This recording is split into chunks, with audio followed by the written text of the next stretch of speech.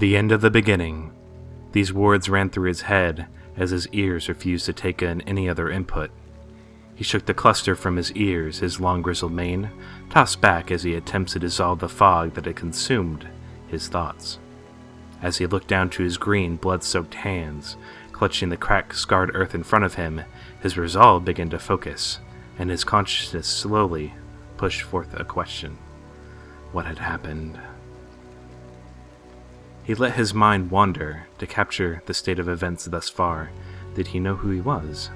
But of course, captain of the Orc warband and also captain of this entire array of warriors. His eyes suddenly widened, and he used the last of his fleeting strength to pull his head up and focus on his surroundings, his hooded eyes leering past the heavy-set rain and thunder. Beyond the smoke and gory pile-up of bodies that was left of his many Orc soldiers, a mass of twisted limbs, meat, and blood. His teeth gritted at the sight, and he squinted his bloodshot eyes. That's right. He led an army, but the wandering details began to slip again as his arms failed him, toppling his body to the ground with a hearty thud. Once more he had to grasp the details one after another. He pondered once more as he rolled slowly to his back, his lungs fighting to regain air. Again, what had happened? Throughout the years, the Orc horde had been in a war against humans, and it was a steady campaign for a length of time.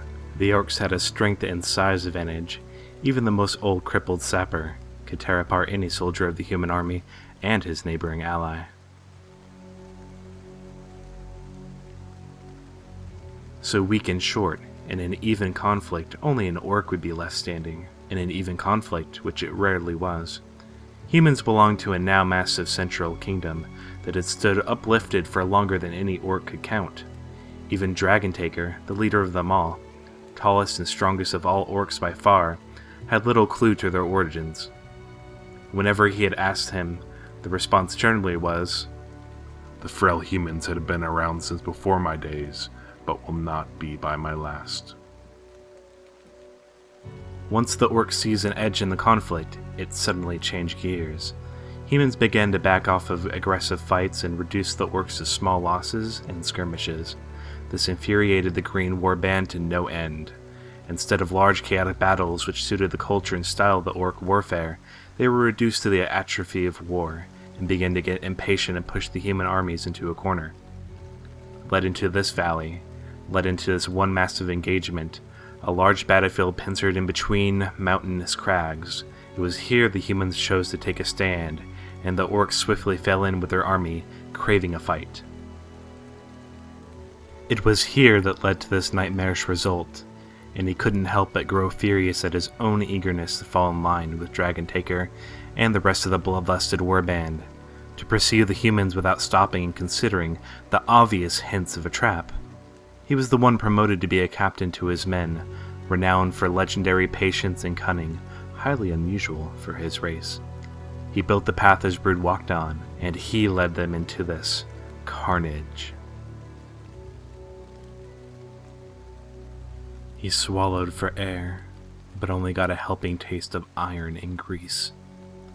Now with a general idea of what was going on, he forced his eyes open to take in sight. The crags jutting aggressively all over the ground. Piles of Jade warriors dead on the ground, covered in wounds and blood. He commanded his mind to take in the situation. This is war. You hope for the best and you expect the worst.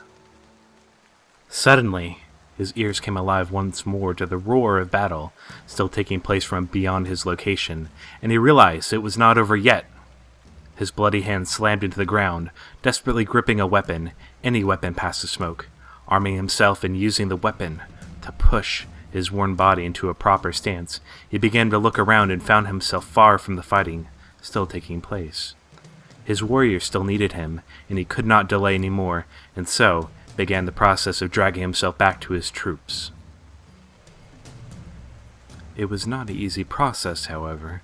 Without a general idea of where he was anymore, in the thick smog that had invaded the ends of the battlefield, it was a difficult time to figure out his needed direction. He had to rely on his ears to navigate for him, the ringing still persisting in his mind. Eventually he got back onto the path that led him to the battlefield, his focus now on the roars and metal-on-metal sounds being produced. He picked up his pace into a full charge. But then it hit him. It was then, and only then, he was reminded of the shock his mind had willingly allowed him to forget, as his eyes caught sight of what his remaining warriors were facing. The reason why his numbers lay dead, and the rest of his army that was rapidly becoming the same as battle continued. His mind raced back to the beginning, the arrival of them.